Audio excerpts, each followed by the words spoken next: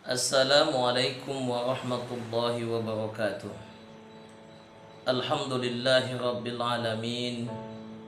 Wassalatu wassalamu ala ashrafil anbiya'i wal mursalin wa ala alihi wa sahbihi ajma'in. Rabbi shrah li sadri wa yassir li amri wahlul 'uqdatam min lisani yafqahu qawli. Saudara-saudaraku yang dirahmati oleh Allah Subhanahu wa taala.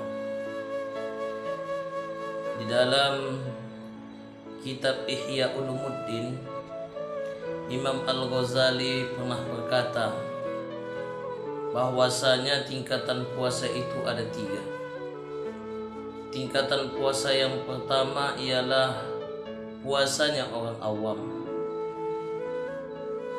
Puasanya orang awam ini, dirinya berpuasa hanya mampu menahan haus dan lapar saja, namun dia tidak mampu untuk menjaga anggota tubuhnya untuk tidak bermaksiat kepada Allah Subhanahu wa taala. Dia punya mata masih tetap juga melihat sesuatu yang dilarang oleh Allah Subhanahu wa taala. Dia punya telinga masih juga digunakan untuk mendengarkan hal-hal yang dilarang oleh Allah Subhanahu wa taala. Dia punya lisan masih juga digunakan untuk menyakiti hati orang lain, digunakan untuk mencaci maki orang lain, digunakan untuk menghibah orang lain, digunakan untuk memfitnah orang lain. Begitu juga dengan tangan dan kakinya yang masih digunakan untuk bermaksiat kepada Allah Subhanahu wa taala.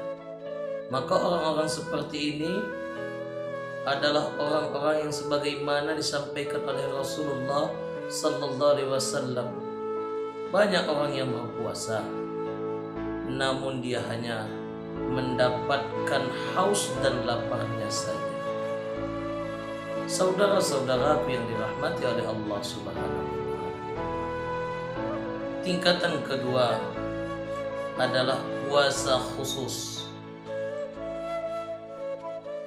Puasa ini selain dia mampu untuk tidak makan dan tidak minum, dia juga mampu untuk tidak bermaksiat kepada Allah Subhanahu wa taala. Dia mampu menjaga anggota tubuhnya untuk dia tidak bermaksiat kepada Allah Subhanahu wa taala. Matanya dilihat untuk membaca Al-Quran, telinganya digunakan untuk mendengarkan ilmu di majelis ta'lim, lisannya digunakan untuk menyebutkan huruf-huruf yang ada di dalam Al-Quran, digunakan untuk menghafal ayat-ayat suci Al-Quran dan sebagainya. Kemudian tangan dan kakinya digunakan untuk sesuatu yang bermanfaat, bukan hanya untuk dirinya, namun juga untuk orang lain. Dan puasa seperti ini adalah puasa khusus, puasa tingkatan kedua menurut Imam Al-Ghazali. Kemudian puasa yang terakhir atau puasa tingkatan ketiga ialah puasa khususil khusus atau puasa yang istimewa. Kenapa dikatakan istimewa?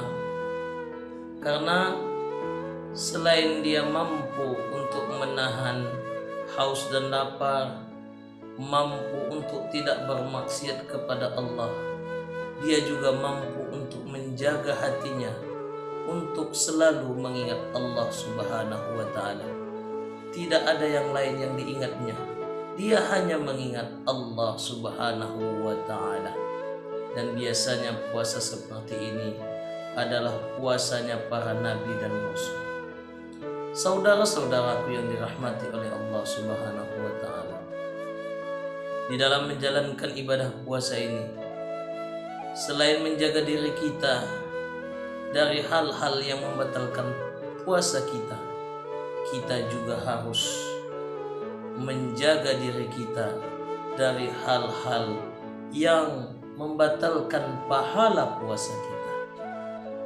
Benar, puasa kita tidak batal, akan tetapi pahala kita bisa jadi batal karena kita melakukan maksiat kepada Allah Subhanahu wa Ta'ala. Itulah 3 tingkatan berpuasa menurut Imam Al-Ghazali di dalam kitab Ihya Ulumuddin. Jika kita tidak sampai pada tingkatan ketiga, minimal kita harus mampu mempertahankan diri kita untuk berpuasa di tingkatan kedua, yaitu puasanya orang yang mampu menahan dirinya untuk tidak makan dan tidak minum. Kemudian dia juga mampu untuk tidak bermaksiat kepada Allah Subhanahu wa Ta'ala. Demikianlah tausiah singkat ini. Semoga apa yang disampaikan dapat bermanfaat untuk kita semua. Dan semoga puasa kita di tahun ini diterima oleh Allah Subhanahu wa Ta'ala. Dan puasa kita di tahun ini menjadi puasa terbaik dari setiap bulan Ramadan yang telah kita lalui. Akhirul kalam, wabillahi taufiq wal hidayah. Assalamualaikum warahmatullahi wabarakatuh.